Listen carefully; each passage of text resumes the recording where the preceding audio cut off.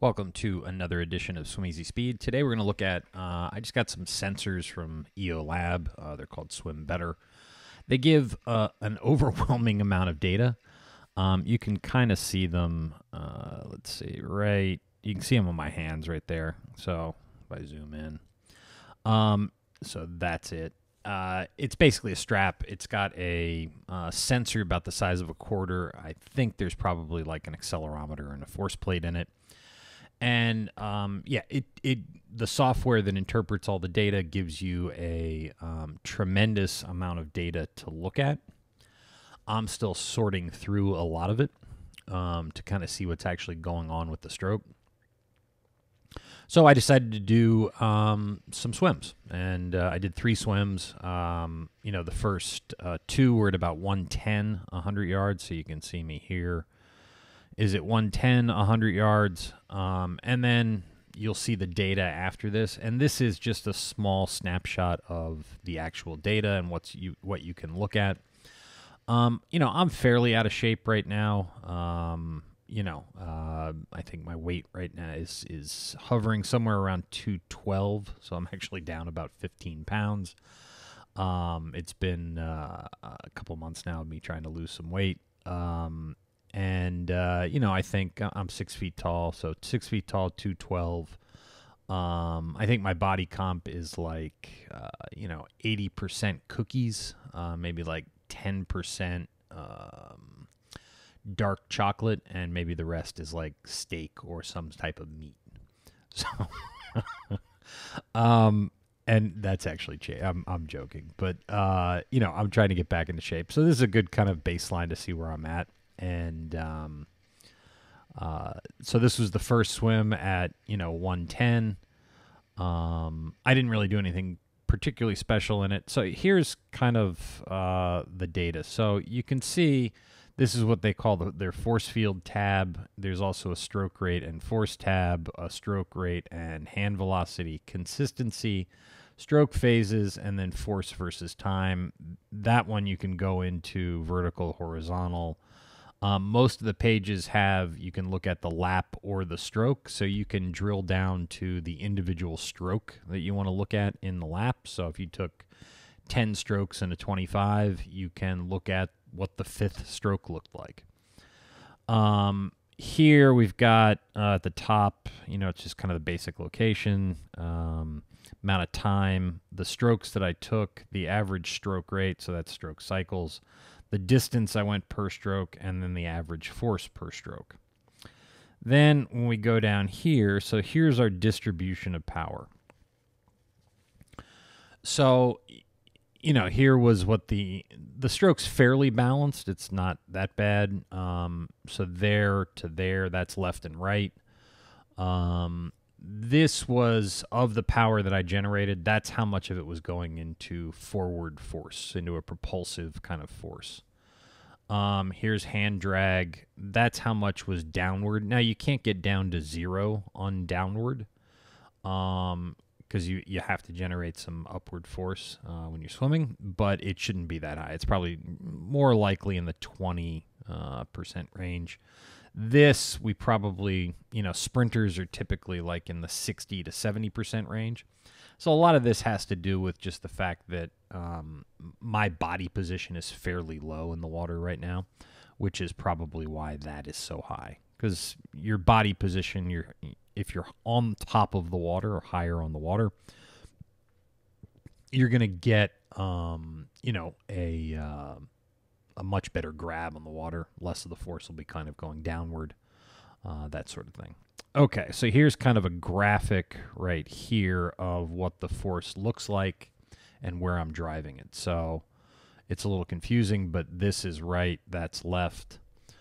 And this is kind of what you want to see, more of a long kind of skinny tail. You can see that I've got on the left, I've got some going out this way, and then it kind of dies right there. And then here's at the front of the stroke. This is me setting the catch, that sort of thing.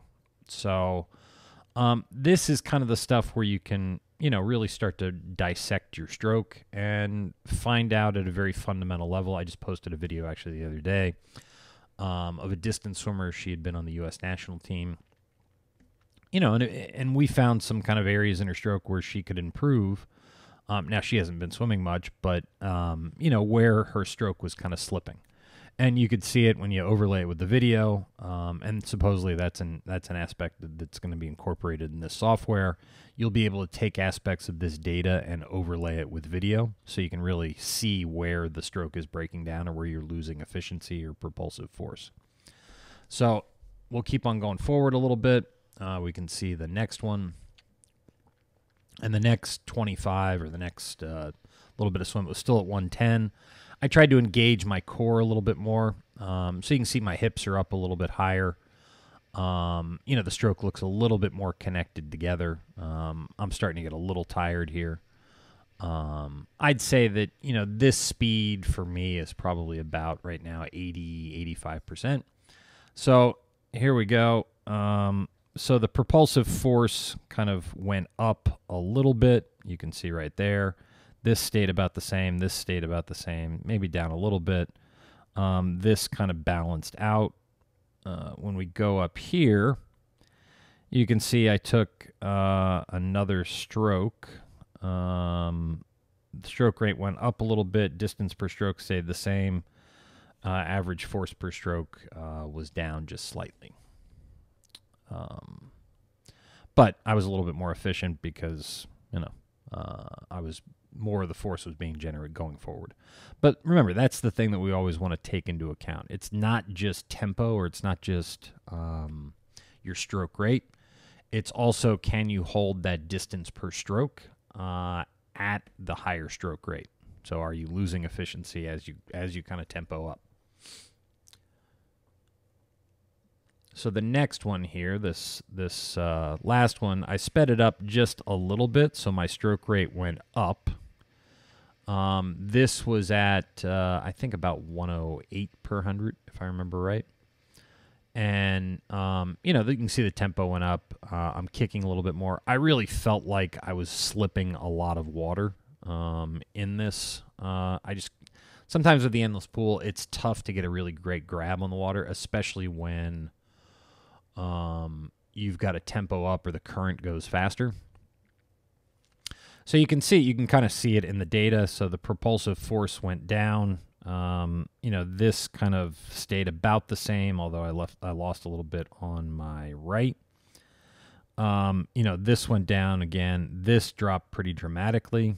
Stroke rate went up a lot, so the tempo went up. And, you know, I lost propulsion by about 10%. So, yeah, I mean, that's always the thing that you want to keep into account is, you know, I see a lot of triathletes talk about wanting to increase their stroke rate for open water. And, you know, that can be a good strategy, and sometimes it can't. It all depends on the condition, and more importantly, it depends on you as the athlete and what you're trained to. You know, so if, let's say you increase your stroke rate by, you know, 10%, so your stroke rate's going 10%, but the propulsive force goes way down and your distance per stroke goes way down, you're not more efficient doing it that way. And that's what we're really trying to get to, is how efficient are we in the water doing this? And it's that equation of, you know, stroke rate times stroke length equals your speed. And you want to take into account both of those variables. It's not just, oh, if I tempo up, it's going to solve all these problems. That's typically not the way it works. You can see on this one that it kind of balanced out a little bit more. You know, they're both, I kept it a little bit more, everything going kind of straight back. It looks like I've got a little bit right there, and I'd have to check the film underwater to see what was going on there. But I was probably, it was either maybe rotating a little bit too much to get the breath, or going a little bit wide to stabilize, because I was just feeling unstable at that point. So, yeah, I mean, that's one of the things that some of the new tech that's coming out, and it's pretty slick. I'm going to be making more of these videos as I go through and trying to train up a little bit, maybe getting a little bit better shape, lose some more weight. and see if we can play around with this, because it is kind of cool data, and it's interesting to look at. And I've already had some really interesting conversations I've been using with the team for the last week. I've had this for about, maybe 10 days at this point. And we've had some interesting conversations, and I've had a couple athletes already make some pretty significant breakthroughs because of, so if we you can look at like the stroke path and hand velocity, and it's a visualization of it. So you can look at it from the side, from up above, and from the front. And things, concepts, ideas that I had been trying to get at with these athletes to help them improve their stroke for a while. And we'd tried to come at it from a bunch of different ways. I had tried to talk to them about it in a bunch of different ways. And it wasn't until they saw, it was a combination of seeing the lack of propulsion and then the hand velocity and how much they were pressing down on the water, that they were really able to engage their stroke and generate a lot more propulsion and go faster. So, there's some interesting little tidbits that you can pull from the data and help the athlete better understand where the efficiency, where the speed is coming from. So, as always, thank you for tuning in. If you have any questions about this whatsoever, I am always happy to answer questions. And, I hope to see you in the pool soon.